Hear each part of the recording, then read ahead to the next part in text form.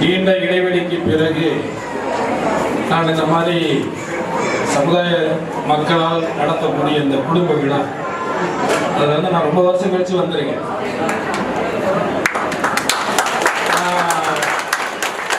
இப்போ ஏற்கனவே சொன்ன மாதிரி ஒரு நாகரிக அண்ணன் இருக்கும் பொழுது ஒரு முறை வந்தேன். அதுக்கு தெரிஞ்சு அவருக்கே நான் இருக்கான்னு தெரில. அதுக்கு பிறகு நான் வந்து இந்த சென்னையை சுற்றி நிறைய விழாக்கள் நடந்துக்கிட்டு தான் இருக்கு. அதுக்கு முன்னாடி ஒரு வாட்டி தாம்பரத்துக்கு அவர் இருக்காரு. அதுக்கப்புறம் ரெடில்ஸில் அது போயிருக்கோம். இதெல்லாம் சொல்கிறேன். நான் சொல்கிறது கடைசி காலம். கடந்த எப்படி பார்த்தாலும் ஒரு 6-7 வருஷம் 6-7 வருடங்களுக்கு மேலே ஆச்சு இந்த மாதிரி நிகழ்ச்சிகளுக்கு நம்ம வந்து வரலை. இந்த இடத்துக்கு வரணும், வந்தே ஆகணும் அப்படிங்கிற ஒரு சூழ்நிலை ஏன் உருவாகுது அப்படின்னா, நான் உண்மையிலேயே ஜெயந்தி விழா அந்த வேலையை முடிச்சுட்டு நான் இங்கே தான் இருந்தேன். தோட்டத்தில் சிவகங்கையில் தான் இருந்தேன். ரொம்ப லேட்டாக தான் நான் இங்கே கிளம்புனேன். இது இருக்கா இல்லையா, இல்லை வேறு சில விஐபியெல்லாம் வர்றாங்க, வரும்பொழுது நம்மளால் போக முடியுமா அப்படி ஒரு சில சூழல் இருந்தது. அதையெல்லாம் மீறி இங்கே வந்தே ஆகணும் அப்படிங்கிறது வந்து ஒரு ஒரு முக்கியமான விஷயம் என்னென்னா நன்றி தான். அதை சொல்லணும்னா நன்றி. அதாவது நம்ம இங்கே நான் ஏதாவது பேசுனா அதை வந்து நான் பெருமை பேசுகிறதா சொல்கிறாங்க. நான் வழக்கமாக பெருமை பேசுகிறது எனக்கே பிடிக்காது. வழக்கமாக எனக்கு சுத்தமாகவே பிடிக்காது பெருமை பேசுகிறது. ஆனால் வரலாறை பேசுகிறது. வரலாறை நான் பேசுவது உங்களுக்கு பெருமையாக தெரிந்தால் நான் சாகும் வரை என்னுடைய வரலாறை பேசிக்கொண்டே அதில் வந்து நம்ம நோ காம்ப்ரமைஸ். ஆனால் இங்கே வந்து என்ன அப்படின்னா, உங்களுக்கு தெரியும், நான் இந்த முக்குளத்தூர் சமூகத்தில் நான் நிறைய விஷயங்கள் வந்து வெளியில் தெரியாது. பெரும்போக்க மேலே இருந்தே தான் நம்ம வேடிக்கை பார்ப்போம். நம்ம யாரையுமே ஒருத்தரை பற்றி குறை சொல்றதுக்கு முன்னாடி அவங்க கூட பழகியோ அவங்களுடைய குணங்களை தெரிஞ்சோ நம்ம பேசுகிற பழக்கம் நமக்குன்னு இல்லை, மனிதர்களுக்கு அது ரொம்ப கம்மி தான். பட் ஆனால் வந்து நான் சட்டமன்ற உறுப்பினராக இருந்த பொழுது அன்றைக்கு இந்த டி நகர் பகுதியில் காவல்துறையில் ஒரு உயர் அதிகாரியாக இருந்த ஒருவர் செய்த ஒரு தவறை நான் சுட்டிக்காட்டி அது விஷயமாக நாங்கள் ஒரு ஆர்ப்பாட்டம் நடத்திய பொழுது அதிலே நான் என்னுடைய மனவேதனைகளை நான் பேசியது அன்றைக்கு வேறு ரூபமாக அது திரிக்கப்பட்டு, பேசிய வார்த்தைகள் எல்லாம் உண்மைதான், அதில் ஒன்றும் மாற்று கருத்து கிடையாது. ஆனால் பேசியது வேற ஒருத்தரை பேசுறத வேற விஷயத்துக்கு பேசுனதாக திருச்சி சொல்லப்பட்டுச்சு, அவ்வளவுதான். அதுக்காக நான் பேசலன்னா சொல்ல மாட்டேன். ஆனால் அந்த தருணத்தில் என் மீது நடவடிக்கை எடுத்து அன்றைய முதலமைச்சராக இருந்த எடப்பாடி அவர்கள் நடவடிக்கை எடுத்து பொய் வழக்குகள். இப்போ ஒன்று தெரிஞ்சுக்கணும், எனக்கு வந்து இப்போ வயசு 55. நான் வந்து 18 வயசுல சென்னைக்கு வந்தேன். என்ன, நான் இங்கே சகோதரர் மாதிரி பெரிய செல்வந்தரா நான் உருவாகாட்டியும் கூட இன்னைக்கு உலகம் முழுக்க தெரியக்கூடிய ஒரு மனுஷனா ஒரு பேர் வாங்கி வச்சிருக்கேன். அது இருக்கு எங்களுக்கு. ஆனால் புளியங்குடியில நான் கூலித்தமிழை விழாவுக்கு சென்ற பொழுது இதே சமூகத்தை சார்ந்த ஒரு அமைப்பு நடத்தக்கூடிய ஒருவர் என்னுடைய காரை கல்லை வச்சு பின்னாடி உடைக்கிறாங்க. அப்ப என்னுடைய டிரைவரும் கூட இருந்த பசங்களும் அவருடைய காரை ஏதோ அடிச்சு நொறுக்கிறாங்க. இது வழக்காக. இந்த வழக்குல நான் சாமி கும்பிட இறங்கி போறவனை என் காரை பின்னாடி கண்ணாடியை உடைக்கிறது யாரு? இதே முக்குளத்தூர் சமூகம்னு சொல்லிக்கிட்டு ஒரு அமைப்பு வச்சிருந்த ஒருத்தங்க தான் அந்த ஈனர் காரியத்தையும் செய்யறாங்க. ஆனால் காவல்துறையில அன்றைக்கு வழக்கு பதிவு செய்யப்பட்ட பொழுது 2 பக்கத்துல 2 பேர் போட்டிருக்கிறாங்க. அதுல என்னுடைய பெயர் இல்லவே இல்லை. ஆனால் இந்த அரசாங்கத்துக்கு என் மேல வழக்கு வேணும்னு தேடும் பொழுது தேடி பிடிச்சா புளியங்குடி கேஸ்ல கருணாநிதி சேருங்கன்றாங்க. ஆனா ஆல்ரெடி வழக்கு இங்க இருக்கு, கட்டளை இங்க இருக்கு, மதுரை நீதிமன்றத்தில் உயர் நீதிமன்றத்தில் இருக்கு. ஆனால் அந்த கட்டில அதுல வந்து இல்லாத பெயரை மறுபடியும் சேர்க்கிறாங்க. சேர்த்து கூட்டிகிட்டு வந்து ஓகே நம்மளை அரெஸ்ட் பண்ணாங்க. அது ஒன்றும் பிரச்சனை இல்லை. அதாவது நான் வந்து சவுடால பேசுறேன்னு சொல்றாங்க. அதுதான் ஏற்கனவே சொன்னதுதான். என் மனசுக்கு பட்டதை நான் பேசுறேன். நான் பேசுறதுல உண்மை இருக்கும், நேர்மை இருக்கும், சத்தியம் இருக்கும். ஏன்னா என்னுடைய நான் ஏற்றுக்கொண்ட நான் கடவுளாகவும் தலைவனாகவும் நான் ஏற்றுக்கொண்ட என் தெய்வ திருமணாரை ஏற்றுக்கொண்ட ஒவ்வொருத்தரும் அப்படிதான் இருக்கணும்னு நான் நினைக்கிறேன். உண்மையை சொல், உறுதியாய் சொல், இறுதி வரை சொல் என்று வாழ்ந்த ஒருவரை நான் தலைவராகவும் கடவுளாகவும் ஏற்றுக்கொண்டவர். அப்பொழுது கூட என் பொண்டாட்டி என்கிட்ட சொன்னான், போலீஸ் எல்லாம் வரதான் அவனை அரெஸ்ட் பண்ண போறாங்கன்னா வக்கீலுங்கெல்லாம் சொல்றாங்க அப்படின்னு கூட இருக்கிற வக்கீலுங்கெல்லாம் சொல்லும் பொழுது என் மனைவி என்கிட்ட சொன்னது, இவங்களை இப்படி எல்லாம் பேசினா உன்னை கைது செய்வாங்கன்னு தெரிஞ்சுதானே பேசினேன், எல்லாம் தெரிஞ்சுதானே பேசினேன், அப்புறம் இப்போ போலீஸ் வர்றாங்க வக்கீல் சொல்றாங்க வெளியில போறாங்க, அது அசிங்கம் இல்லையா? அந்த சந்திப்போம், ஜெயிலுக்கு தானே போன நாங்க தானே பயப்படணும், பொண்டாட்டி பிள்ளைங்க தானே பயப்படணும், எங்களுக்கெல்லாம் எந்த பயமும் இல்லப்பா, நீ நல்லபடியா போயிட்டு வா. அரசியலுக்கு ஒருத்தன் வர்றதுங்கிறதெல்லாம் பிரச்சனை இல்லை, அந்த அரசியலுக்கு ஒருவன் வருவதற்கு உடன் இருப்பவர்களும் துணையாக இருப்பதுங்கிறது எல்லாருக்கும் நடந்துறாரு. அந்த விஷயத்துல அந்த வழக்குல என்னை கைது செய்து வேலூர் சிறைச்சாலையில வச்சிருந்தாங்க. அந்த தருணத்துல நந்தனம் தெய்வ திருமணாவுடைய சிலை முன்பாக ஒட்டுமொத்த இந்த சென்னை வாழ் முக்குளத்தூர் சமூகத்தை சார்ந்த எல்லாருமே அதுல கலந்துக்கிட்டாங்க, நிறைய பேர். அப்போ கிட்டத்தட்ட ஒரு 150 பேருக்கு மேல நம்ம புழல் ஜெயிலுக்கு கைதாகி போனாங்க. இங்க இருக்கிறவங்க எல்லாருமே வெளியூர்கள்ல இருந்து வாழக்கூடியவங்க. அவங்களுக்கு நம்ம மனைவி குழந்தைகள் காலையில பிள்ளைய ஸ்கூலுக்கு கூட்டிட்டு போகணும், இல்ல மனைவியை வெளியில கூட்டிட்டு போகாத தேவமாக இருப்பாங்க, வெளியில அனுப்பாமலே பொத்தி பொத்தி வளர்க்குறவங்களும் இருப்பாங்க. அப்போ அவங்களுக்கு தேவையான தேவைகளை இவங்களே வாங்கி அந்த செய்ய சூழல் அந்த வேலைகள் அவங்களுக்கு இருக்கும். அப்போ இதையெல்லாம் விடுத்து ஒரு கிட்டத்தட்ட 10 நாட்களுக்கு மேலாக இந்த புழல் சிறைச்சாலைக்கு சென்ற நிறைய பேர் சென்றார்கள். அதிலே முக்கியமாக இந்த மாங்காடு பகுதியிலே வாழக்கூடிய முக்குளத்தூர்ல 10 பேருக்கு மேல சென்றார். இதுல என்ன எனக்கு ஒரு இதை நான் பெருமையாகவே சொல்ல ஆசைப்படுறேன் உங்களுடைய அனுமதியோடு. எல்லாருக்கும் பெருமை பிடிக்கத்தானே செய்யும், சுத்தமாவே எனக்கு பெருமையே பிடிக்காதுன்னு சொல்றதெல்லாம் போலியாத்தான் இருக்கும். என்ன பெருமை எனக்கு பிடிச்சதுன்னா, இந்த முக்குளத்தூர் சமூகத்தில எத்தனையோ பேர் சிறைச்சாலைக்கு சென்றிருக்கிறாங்க. சமீப காலங்கள்ல நீங்க உங்களுக்கு தெரியும், யாரெல்லாம் ஜெயிலுக்கு சென்னவன்னு சொன்னா கூட அவரை கூட நீங்க கம்பேர் பண்றீங்களான்னு கூட அதுக்கு 4 பேர் பேசுவாங்க. அப்படி எத்தனையோ பேர் சென்றிருந்தாலும் கூட இது புழல் சிறைச்சாலையுடைய உயர் அதிகாரி என்கிட்ட கேட்டது, நான் இந்த சிறைச்சாலையில் இத்தனை வருஷம் வேலை செய்யறேன், ஆனா ஒரு முக்குளத்தூர் சமுதாயத்தில் ஒருத்தனை அரெஸ்ட் பண்ணதுக்காக 150 பேர் ஜெயிலுக்கு வந்து ஃபர்ஸ்ட் டைம் பார்த்தேன். என்னை விட செல்வந்தர்கள், என்னை விட வசதி படைத்தவர்கள், பணம் படைத்தவர்கள், புகழ் படைத்தவர்கள் எத்தனையோ பேர் இருக்கிற இந்த சமூகத்துல ஒருவன் இது மாதிரி அதுல எந்த ரூபத்திலையும் நாம கூட கம்பேரிசனே கிடையாது. எனக்கு தெரியும் என்னுடைய லெவல் என்ன, நான் யாருங்கிறது எனக்கு தெரியும். ஆனாலும் ஒரு விஷயத்தை உண்மையாக நேர்மையாக சத்தியமாக நீ ஒரு விஷயத்தை நேசித்து செய்வீர்களே, ஆனால் நிச்சயமாக உன்னையும் அந்த மக்களையும் யாராலும் பிரிக்க முடியாதுன்றதுதான் எனக்கு ஒரு சின்ன எடுத்துக்காட்ட நான் எடுத்துக்கிறேன். எதை செஞ்சாலும் நம்ம நேசிச்சு செய்யணும், உண்மையாக செய்யணும். அந்த உண்மையும் நேசமும் தான் என்ன அந்த சட்டமன்றத்துக்குள்ள கொண்டு போச்சு. நான் 30 வருஷத்துக்கு முன்னாடி அமைப்பு நடத்துற கட்சி நடத்துறவங்க எல்லாம் இருக்காங்க, பெரியவங்க எல்லாம் எவ்வளவு பேர் இருக்காங்க. அவர்களுக்கும் தேர்தலில் நிற்கக்கூடிய வாய்ப்புகள் எல்லாம் கிடைச்சது.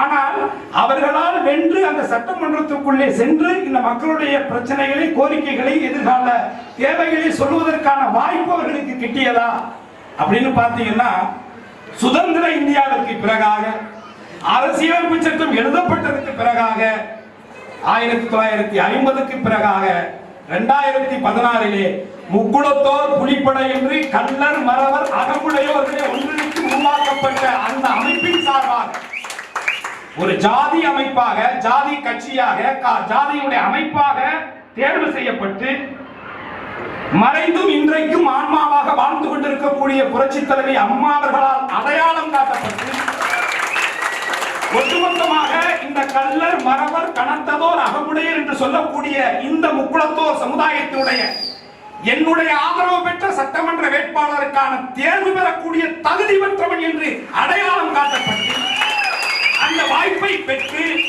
அதற்காக கிட்டத்தட்ட 52 ஆண்டு காலங்கள் 1967 பேரறிஞர் அண்ணா அவர்கள் தமிழகத்தினுடைய முதலமைச்சராக இருந்த தருணத்திலே அன்றைக்கு தேர்தலில் நின்று வெற்றி பெற்றவர் நமது உறவினர் சூப்பா தங்கவேலன் அவர்கள், யாரும் மறக்க முடியாது. அன்றையிலிருந்து இன்று வரை அவர்களே, இன்று அல்ல, இன்றைக்கு அந்த பதவி மற்றவர்களுக்கு மாறி இருந்தாலும் கூட 52 ஆண்டு காலங்கள் அவர்களே டிஎம்கே கட்சியுடைய மாவட்ட செயலாளராக, சட்டமன்ற உறுப்பினராக, அமைச்சராக இருந்த ஒருவரை 30 நாட்கள் அந்த இடத்திற்கு சென்று வாய்ப்பை பெற்று அந்த திருவாரணை தொகுதியிலே புரட்சித் தலைவர் எம்ஜிஆர் அவர்கள் வாழ்ந்த காலத்தில் 1980 இடைத்தேர்தல் நடந்த பொழுதுதான் ஒரு கோணார் சமூகத்தை சார்ந்தவர் இரட்டை இலை சின்னத்தில் நின்று வெற்றி பெற்றார்.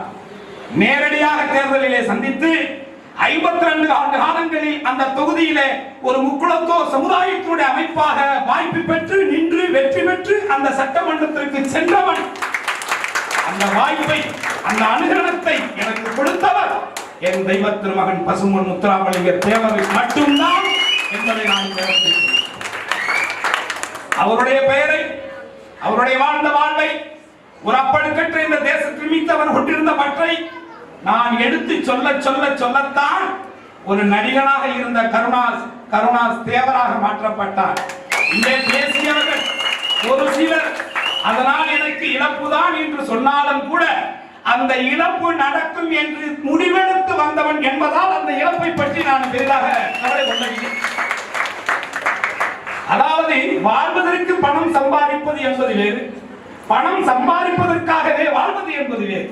நான் வாழ்வதற்காக பணம் சம்பாதிக்கிறேன், அவ்வளவுதான் என்னுடைய தேவை, அவ்வளவுதான். ஆகவே புரட்சித் தலைவி அம்மா அவர்களால் இந்த முக்குளத்தோர் சமுதாயத்தினுடைய பிரதிநிதியாக அடையாளம் பெற்று வாய்ப்பு பெற்று வெற்றி பெற்று அந்த சட்டமன்றத்திலே சென்று என்னுடைய கன்னி பேச்சிலே நான் உதிர்த்த முதல் வார்த்தை தேசிய வாழ்வே தெய்வீக வாழ்வு என்று இன்றைக்கும் கோடான கோடி மக்களுடைய உள்ளங்களிலே வாழ்ந்து கொண்டிருக்கும் என் தெய்வ திருமகன் பசும்பொன் முத்துராமலிங்க தேவரை வணங்கி என்றுதான் அந்த மன்றத்திலே நான் உரையாற்றினேன். இங்கே இருக்கக்கூடியவர்கள் நிறைய தொடர்பு இருக்கக்கூடியவர்கள் இருப்பீர்கள். யாராவது ஒருவர் 2016 இருந்து 2021 வரை அந்த சட்டமன்றத்திலே தெய்வ திருமகனாருடைய பெயரை சொல்லாமல், அதிலே கூட ஒரு மூத்தவர், நம் சமுதாயத்தை சார்ந்தவர், மிகப்பெரியவர், அவர் கூட சொன்னார், நீ சும்மா தேவர் பெயரை சொல்லாதே, அம்மா ஏதாவது கோவித்துக் கொள்ள போறார்கள் என்று கூட சொன்னார். கோவித்தாலும் எனக்கு அதை பத்தி கவலை இல்லை. அந்த அம்மாவிடத்திலே இந்த அனுமதியை பெற்றுக் கொடுத்ததே அவர்தானே, என்னுடைய அடையாளமே அவர்தானே. அந்த அடையாளத்தை மறைத்து அப்படி ஒரு வாழ்க்கையை வாழ வேண்டிய அவசியம் எனக்கு இல்லை என்பது என்னுடைய நிலைப்பாடு. என்னை பொறுத்தவரை அல்ல, நான் உங்களுக்கும் சொல்வதும் அதுதான். எந்த ஒரு காரியமாக, எந்த ஒரு வேலையாக, எந்த ஒரு செயல் திட்டமாக இருந்தாலும் கூட முடிவை எடுப்பதற்கு முன்பாக யோசியுங்கள். 1க்கு 1000 முறை யோசியுங்கள், தவறே இல்லை.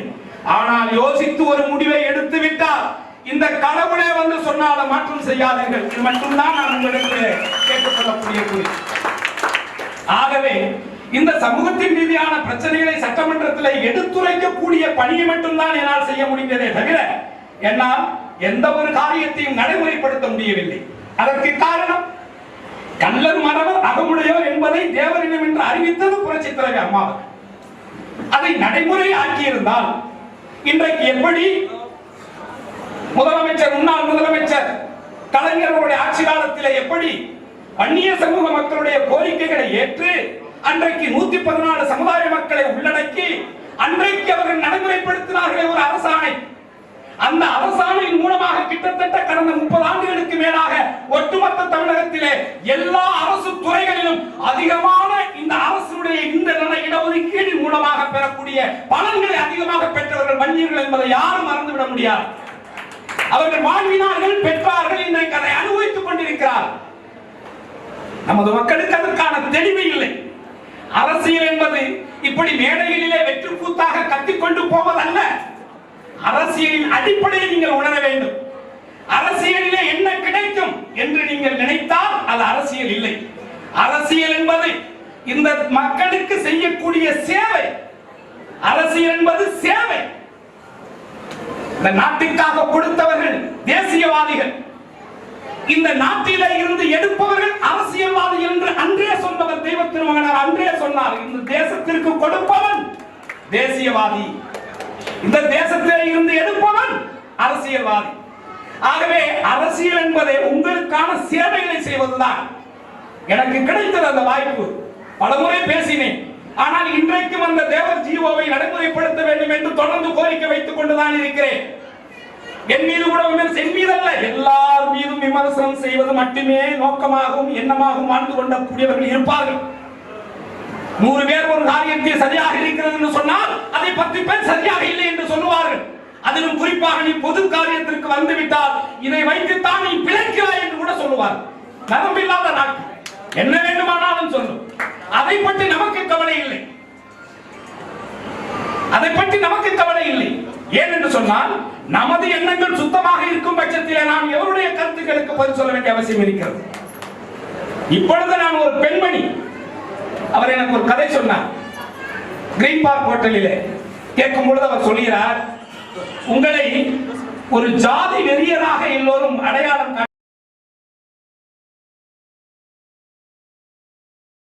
என்பது உன்னை உயர்த்தும், வெறி என்பது உன்னை வீழ்த்தும். நான் அடிக்கடி சொல்வதுதான், ஜாதிய அரசியல் என்பது 2 பக்கமும் கூர்மையான ஆயுதம். ஒன்று எதிரிகள் உன்னை குத்துவார்கள், மற்றொன்று உன் உறவினர்களே உன்னை குத்துவார்கள். நீ 2க்கும் தயாராகத்தான் வர வேண்டும். இங்கே நோக்கம் என்பது என்னை பொறுத்தவரை, நான் இந்த சென்னைக்கு இருக்க இடமில்லாமல், உடுத்த உடை இல்லாமல், படுக்க இடமில்லாமல் வந்தவன் தான். உணவுக்கும் பஞ்சம், துணிக்கும் பஞ்சம், படுப்பதற்கும் இடமில்லை. இது வறுமை என்பது கொடுமை, அதிலும் இளமையில் வறுமை என்பது மிக மிக கொடுமை. அந்த கொடுமையை சந்தித்து இங்கே இருக்கக்கூடியவர்கள் நிறைய பேர் வந்திருப்பீர்கள். ஏன் இன்றைக்கு தொழிலதிபராக இருக்கக்கூடிய என் சகோதரர் கூட அப்படித்தான் வந்திருப்பார். மாற்று கருத்து இருக்க முடியாது. ஆனால் அப்படி வந்தாலும் கூட இந்த நேரம் வரை தெரிந்தோ தெரியாமலோ ஒரு நிலைப்பாடை எடுத்து விட்டோம். அதை நோக்கி பயணம் செய்ய வேண்டும். கடைசி வரை உறுதியாக பயணம் செய்ய வேண்டும். வருவார்கள், 1000 பேர் வருவார்கள். நான் பெரிதாக சந்தோஷமும் பட மாட்டேன். திடீரென்று திரும்பி பார்த்தால் 5 பேர் தான் இருப்பார்கள். அதை பற்றி கவலையும் பட மாட்டேன். நான் ஒரு ஊருக்கு போகிறேன் என்று சொன்னால் என்னை கூட்டி செல்வதற்கு 2 வீலர்ல கார்ல இளைஞர்கள் ஆய் ஊய் ஏறி ஊய் அப்படி ஆரம்பிக்கிறேன் அடிச்சு அப்படி ஆர்ப்பாட்டமா கூட்டிட்டு வருவாங்க. நான் அமைதியாக தான் வருவேன். ஏன்னா எனக்கு தெரியும், திரும்பி போகும்போது நான் மட்டும்தான் திரும்பி போக வேண்டும் என்பது எனக்கு தெரியும். ஏனென்று சொன்னால் நான் இந்த கூட்டத்தை பார்த்தோம், இத்தனை பேர் என் பின்னாடி இருக்கிறார்கள் என்று ஒரு பகட்டு அரசியலை காட்டுவதற்கான வீரியமற்றவன் அல்ல. நான் விவேகமானவன், அதையும் சார்ந்து அதையும் தாண்டி நான் உறுதியானவன். நான் எந்த நிலைப்பாடு வந்தாலும் ஒருபோது பின்வாங்க மாட்டேன். அது யாராக இருந்தாலும், இது எனக்காக நான் சொல்லவில்லை, இது என்னுடைய சிறு வயதிலே இருந்து எனக்கு இருக்கக்கூடிய ஒரு பழக்கம். நான் அந்த ஹோட்டலிலே டீ குடித்த போது கூட நான் சொன்னேன், ஒருவன் கூட்டிக் கொண்டு இருந்தான். அந்த பெண்மணியிடத்திலே சொன்னேன், இதை நான் செய்தால் யார் இப்படி கூட்டினார்கள் என்று கேட்குமாறு தான் நான் அந்த வேலையை செய்வேன் என்று சொன்னேன். இதுதான் உங்களுக்கு பொருந்தும். நீங்கள் எந்த வேலை செய்தாலும் அந்த வேலையை முதலில் நேசித்து செய்யுங்கள். முதலில் அதை நேசியுங்கள், அது நிச்சயமாக உங்களை நேசிக்கும். ஆகவே நான் இந்த குடும்ப விழாவின் மூலமாக சொல்ல வருவது, இந்த குடும்ப விழாக்கள் மூலமாக நாம் என்ன சொல்ல வருகிறோம், நீங்கள் என்னவாக செய்ய வேண்டும் இதையெல்லாம் என்பது என்னுடைய நோக்கம், என்னுடைய ஆசை. இதை விட்டால் இடத்தில் இதை சொல்ல முடியுமா என்பது கூட எனக்கு தெரியாது.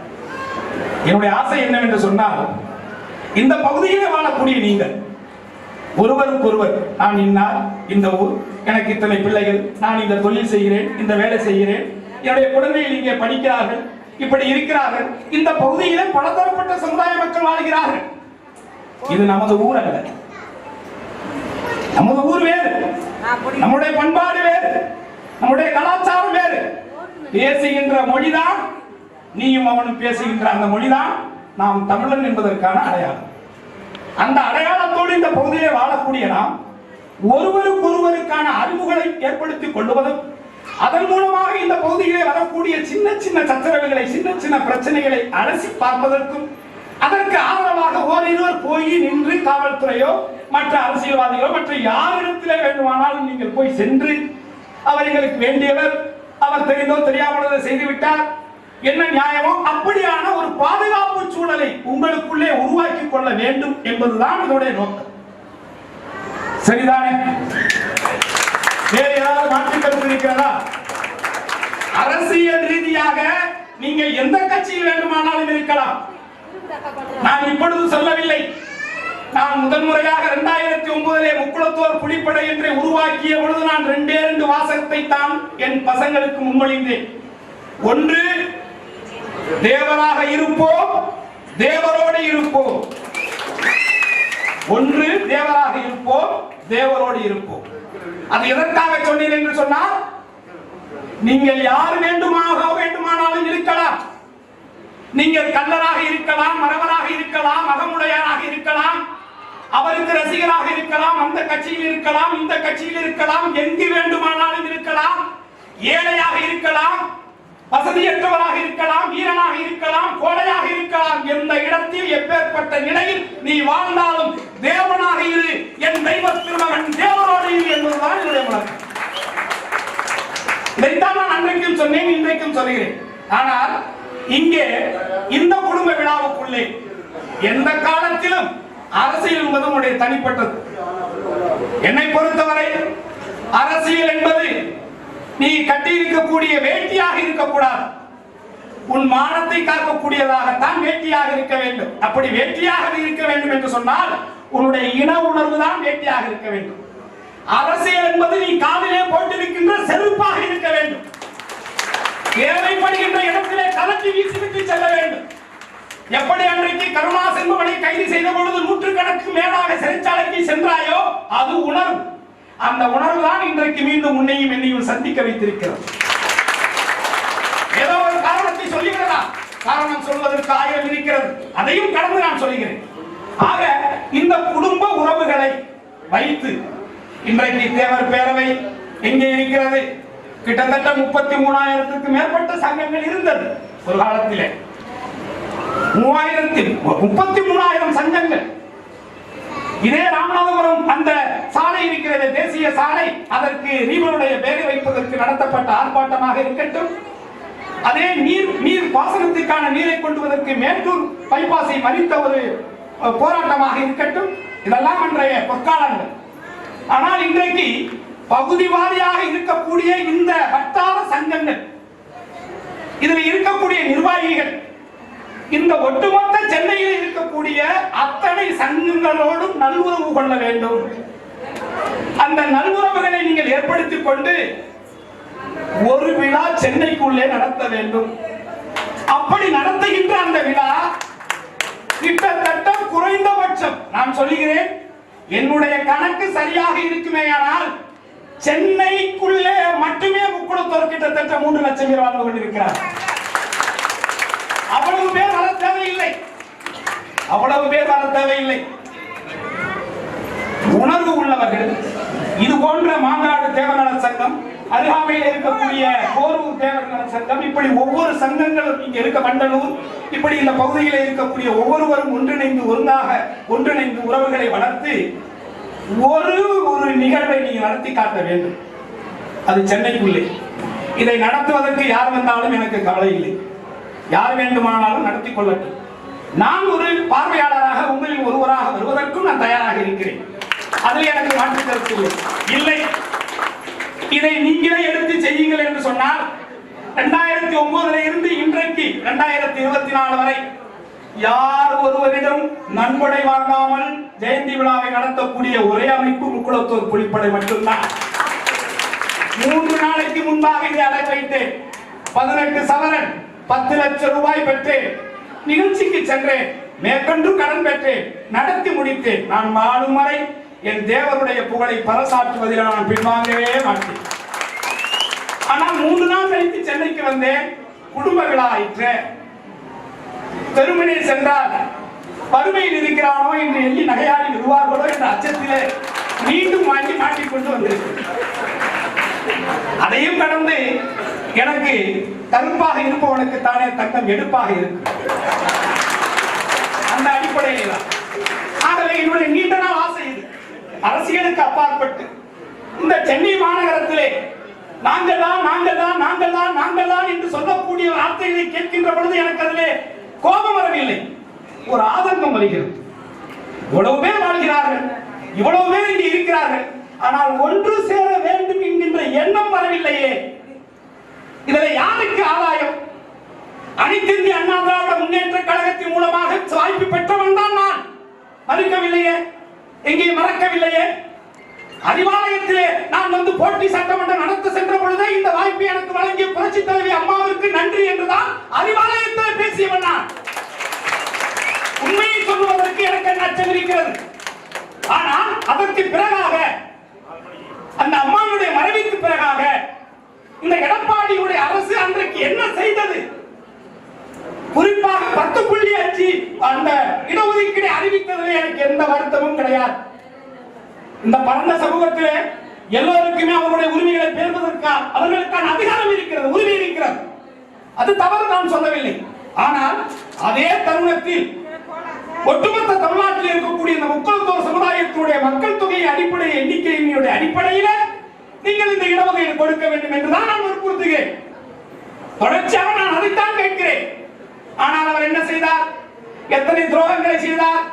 பிறகு எப்படி எடப்பாடியின் பின்னால் நின்று அவருடைய வண்டியிலே கையை பிடித்து தொங்கிக் கொண்டு செல்வதற்கு நான் என்ன ஆர்வி உதயகுமாரா? கொஞ்சம் யோசித்து பாருங்கள்.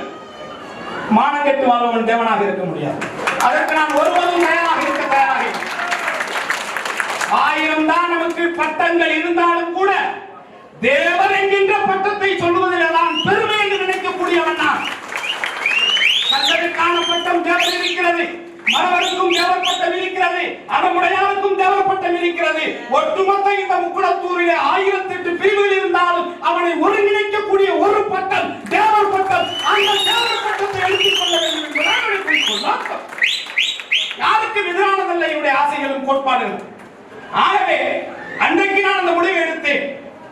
அதிமுக என்கின்ற கட்சி நம்மளுடைய கட்சி என்று அந்த காலத்திலே எம்ஜிஆருடைய காலத்திலே இருந்து சொல்லப்பட்டாலும் கூட அதை ஒட்டுமொத்தமாக அது ஒரு கவுண்டர்களுக்கான கட்சி என்று மாற்றி கட்டமைத்து விட்டார் எடப்பாடி என்கின்ற காரணத்தினால் அதுல இருந்து நான் வெளியே வந்தேன். வெளியே வந்து என்ன செய்தேன்? 3 வருடம் அமைதியாக இருந்தேன். பிறகு எப்பொழுது மீண்டும் வந்தேன்? பாராளுமன்ற தேர்தல் வந்த பொழுது வந்தேன். உடனே இந்த வாடகை வாய்கள் என்ன சொல்லும்? ஏதாவது கிடைத்திருக்கும். நான் கொடுத்து பழக்கப்பட்டவன், நான் கொடுத்தே பழக்கப்பட்டவன், வறுமையிலும் பெருமையாக வாழக்கூடியவன். நான் எதற்காக சென்றேன் என்று சொன்னால், பிஜேபி என்கின்ற கட்சிக்கு நான் எந்த எதிரானவன் அல்ல, எனக்கு அப்படி தேவையும் இல்லை. நான் எந்த கட்சிக்கும் எதிரானவனாக இருக்க வேண்டிய அவசியம் எனக்கு இல்லை. ஆனால் கோட்பாடு என்று சொல்கிறார்களே, கொள்கை, அரசியல் என்பது வேறு, மதம் என்பது வேறு. மதம் என்பது மார்க்கம், ஒவ்வொருவருக்கான மார்க்கம், அது நம்பிக்கை. நான் பொட்டு வைத்திருக்கிறேன், திருநெல் வைத்திருக்கிறேன், நீ எல்லாம் இந்து பின்னாடி வா என்று சொன்னால் எப்படி? முதலில் இந்து என்பது என்ன? இந்து என்பது எப்பொழுது வந்தது? அது யாரால் உருவாக்கப்பட்டது? வெள்ளையர்கள் காலத்திலே ஒட்டுமொத்த இந்த தேசத்தையும் நிர்வாகம் செய்வதற்கு இடையூறாக மத ரீதியாக இந்த மக்களை பல மதங்கள் வாழ்ந்த இந்த மண்ணிலே பிரித்தார்கள். எளிதாக நிர்வாகம் செய்வதற்கு கிறிஸ்துவம், இஸ்லாம், இந்து என்று பிரித்தார்கள். நான் இந்துவா? இல்லை. நான் சிவனை வழிபடக்கூடிய சைவ மதத்தை சார்ந்தவன். என்னுடைய முன்னோர்கள் வாழ்ந்த பண்பு இடத்தில் வரலாறு இருக்கிறது. 800 ஆண்டு கால வரலாறு எனக்கு இருக்கிறது. ஆனால் என் தந்தை ரோட்டிலே தான் டீ கடை வைத்திருந்தார். நான் பெருமை பேசவில்லை. விடுதலை சிறுத்தைகளுடைய தலைவர் சொல்கிறார் என்று எதற்காக நான் சொன்னேன்? மது ஒழிப்பு போராட்டம் என்பது எல்லாருக்குமானதானே, இந்த மண்ணுக்கானதானே, மக்களுக்கானதானே, குடியில்லாத இளைஞர்கள் உருவாக வேண்டும் என்பது இங்கே இருக்கக்கூடிய எல்லோருடைய நோக்கம் தானே. ஆனால் அன்றைக்கு அவர் என்ன சொல்கிறார்? மதவாத சக்திகளுக்கும் சமுதாயவாதிகளுக்கும் இங்கே இடமில்லை என்று சொல்கிறார். இந்த மண்ணிற்கு எங்களுக்கு இடமில்லை என்று சொல்வதற்கு யாருக்கு உரிமை இருக்கிறது என்பதுதான் என்னுடைய கேள்வி. ஆக இந்த மண்ணிலே குடிப்பழக்கத்திற்கு அடிமையாக இளைஞர்களை மீட்டெடுக்க வேண்டிய பொறுமை, கடமை, கட்டுப்பாடு எங்களுக்கு இல்லையா என்பது என்னுடைய கேள்வி. அப்பொழுதுதான் நான் கேட்டேன். யாருமே கேட்காமல் இருந்த, கேட்க மறந்த, கேட்டால் எதற்கு என்று நினைத்த நிலையில் தான் நான் கேட்டேன். நான் ஜாதி கேட்டு வைத்திருக்கிறேன். முக்குளத்தோர் புலிப்படை ஜாதி கட்சி என்று சொன்னால் விடுதலை சிறுத்தைகள் என்ன கட்சி என்று நான் கேட்டேன். உடனே அந்த தலைவர் என்ன சொல்கிறார்? எங்களுடைய கட்சி ஜாதி ஒழிப்புக்கான கட்சி, ஜாதி ஒழிப்பு அதற்கான ஒரு கட்சி என்று அவர் சொல்கிறார். ஆனால் தம்பி கருணாஸ் ஜாதிவாதம் பேசுகிறார், பெருமை பேசுகிறார் என்று சொல்கிறார். நான் அவரிடத்திலே கேட்டுக்கொள்வது ஒன்றே ஒன்றுதான். நான் வரலாறை பேசுகிறேன், உங்களுக்கு பெருமையாக தோன்றுகிறது. வரலாறை பேசவே கூடாதா? தமிழர் வரலாறு என்பது முக்குளத்தூரை தவிர்த்து விட்டு வந்து விடுமா? கல் தோன்றி மண் தோன்றா காலத்தே வாளோடு முன் தோன்றிய மூத்த குடி இந்த முக்குளத்தோர் குடி என்கின்ற வரலாறை மறைத்து நீங்கள் ஒரு வரலாறு எழுத முடியுமா என்று கேட்கிறேன். ஆக இந்த சூழலிலே தான் மக்களே, இந்த சூழலில் தான் மக்களே, இந்த சூழலில் தான், இந்த நிலையில் தான் உனக்கும் பெருந்திரள் கூட்டம் இருக்கிறது என்பதை காட்ட வேண்டிய பொறுப்பு இருக்கிறது என்று சொல்கிறேன். நான் பெருந்திரளாக கூடு கூடு என்று கூப்பாடு போடுவது எனக்காக அல்ல, உனக்காக, உன் அடுத்த தலைமுறைகளுக்காக. நான் இருப்பேன், மதிப்பேன், அது வேறு. ஆனால் அதற்கு பிறகு நீ இன்றைக்கு உனக்கு வீடு இருக்கிறது, நகை இருக்கிறது, செல்வம் இருக்கிறது, அது இருக்கிறது, நிலம் இருக்கிறது என்று நீ நினைத்துக் கொண்டிருக்கலாம். உன் பிள்ளைகள் நன்றாக படித்து விட்டார்கள், அவர்களுக்கு தேவைகளை சேர்த்து வைத்து விட்டேன் என்று நினைக்கலாம். அது தற்காலிகமானது என்பதை புரிந்து கொள்ளுங்கள். அந்த செல்வங்கள் உன்னை காப்பாற்றாது. எதிர்கால மண்ணிலே அவருடைய சந்ததிகள் வீரத்தோடு மானத்தோடு வாழ வேண்டும் என்று சொன்னால் உனக்கான கூட்டத்தை நீனே கூட்டிக் கொள்ள வேண்டும் என்பதுதான் இங்கே பொருள். ஆக இந்த சென்னையிலே இவ்வளவு தொகை கொண்ட மக்கள் வாழ்ந்து கொண்டிருக்கிறார்களா என்று அரசாங்கம் உணர வேண்டும். சென்னைக்குள்ளே கல்லராக, மரவராக, அகமுடையாராக இந்த முக்குளத்தோர் மக்கள் இத்தனை லட்சம் பேர் வாழ்ந்து கொண்டிருக்கிறார்களா என்று அரசு உணர வேண்டும். அந்த அரசு உணர வேண்டும் என்று சொன்னால் அதை உணர்த்த வேண்டும். யார் உணர்த்துவது? கேள்வி. தனிமரம் தோப்பாகாது, ஒருவரும் தனிமரம் தோப்பாகாது. ஆகவே தான் சொல்கிறேன், தோப்பு என்று சொல்லி இருந்தால் 100 மரங்கள் இருக்க வேண்டும். ஆகவேதான் உங்களில் ஒருவனாக, இனத்தின் அடையாளமாக, உண்மையான உணர்வாளனாக, அரசியலுக்கு அப்பாற்பட்டு எனக்கு படத்தில் நடிக்க தெரியும், இனத்தின் முன்னால் நடிக்க தெரியாது. இது நான் அடிக்கடி சொல்வதுதான்.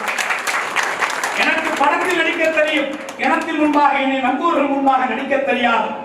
எதிர்ப்பவன் எவனாக இருந்தாலும் அடிப்பவன் தேவனாக இருக்க வேண்டும் என்று சொன்னவன் தான் நான். இன்றைக்கும் அதில் இருந்து எந்த மாற்று கருத்தும் எனக்கு இல்லை. ஆனால் அந்த அடி என்பது அரசியல் ரீதியான அடியாக இருக்க வேண்டும் என்று அறிவுறுத்துகிறேன். அவர் வந்தால் ஓடுவோம், இவர் வந்தால் ஓடுவோம், அவர் வந்தால் ஓடுவோம். எவர் பின்னால் ஓடுவது என்கின்ற அறிவு உங்களுக்கு இல்லையா என்பது என்னுடைய கேள்வி. சொல்பவர்கள் 1000 சொல்லுவார்கள். உனக்கு எங்கே? உனக்கென்று ஒரு அறிவு இருக்குமே, உனக்கொன்று ஒரு சுய புத்தி இருக்குமே, அதை ஒரு நிமிடம் யோசிக்கவே. பரமக்குடிக்கும் செல்பவன், பசும்பொன்னுக்கும் செல்பவன் நான் இல்லை. புரிந்தவன் புரிந்து. பசும்பொன் தான், காளையார் கோவில் தான், அங்கே பூரித்தவன் தான், மாற்று கருத்தே இல்லை. என்னுடைய மக்கள் செய்து சென்ற இந்த வரலாறுகளை சொல்லிக்கொண்டே இருக்கிறவரை இந்த காலமே இந்த மண்ணை அழிந்துவிடும். அத்தனை வரலாறுக்கு சொந்தக்காரர்கள் நாங்கள், அத்தனை உண்மையான வரலாறுக்கு சொந்தக்காரர்கள் நாங்கள். அதை நீங்கள் புரிந்து கொள்ள வேண்டும். அதனால்தான் நான் சொல்லுவேன், நான் வரைந்த மன்னர்களுக்கு சொந்தக்காரன் அல்ல, வாழ்ந்த மன்னர்களுக்கு சொந்தக்காரன். நான் இந்த மண்ணுக்காகவும் மொழிக்காகவும் மக்களுக்காகவும் வாழ்ந்து வாழ்ந்து போன வம்சங்களுடைய வம்சாவளி நான். எனக்கு இல்லாத இன உணர்வு, எனக்கு இல்லாத இந்த மண் உணர்வு, எனக்கு இல்லாத இந்த மொழி உணர்வு இந்த உலகத்தில் வேற ஒருவருக்கு இருக்கும் என்று சொன்னால் நம்புவதற்கு நான் தயாராக இல்லை. ஆகவே நான் மீண்டும் ஒரு முறை உரிமையோடு உங்களிடத்திலே உங்களுக்கான ஒரு அழைப்பு, அது நிர்வாகிகள் மூலமாக உங்களுக்கான ஒரு அழைப்பு வரும். இந்த சென்னையை நம்ம சென்னை என்று சொல்ல வேண்டிய காலம் வரும். இந்த சென்னை நம்மால் உருவாக்கப்பட்ட சென்னை என்பதை சொல்வதற்கான காலம் வரும். அதற்கான வரலாறு 1000 வரலாறு இடத்தில் இருக்கிறது. வாழ்ந்து கொண்டிருக்கக்கூடிய வரலாறு இருக்கிறது, ஆதார வரலாறு இருக்கிறது. சென்னையை உருவாக்கியவர்களே, இந்த முக்குளத்தோர் சமுதாயத்துடைய பங்கு என்ன? பெங்களூரை கட்டமைத்ததிலே இந்த முக்குளத்தோர் சமுதாயத்துடைய பங்கு என்ன என்பதை தெல்ல தெளிவாக எடுத்துக் கொடுப்பதற்கான 1000 ஆதாரங்கள் என்னிடத்திலே இருக்கிறது. ஆகவே உறவுகளே, உங்களுக்கான அழைப்பையும் உங்களுக்கான அந்த நிகழ்வுக்கான வருகையையும் எதிர்பார்த்து உங்களில் ஒருவராக விடைபெற்று உங்களிடத்தில் இருந்து அன்போடு சொல்கிறேன். நன்றி, வணக்கம்.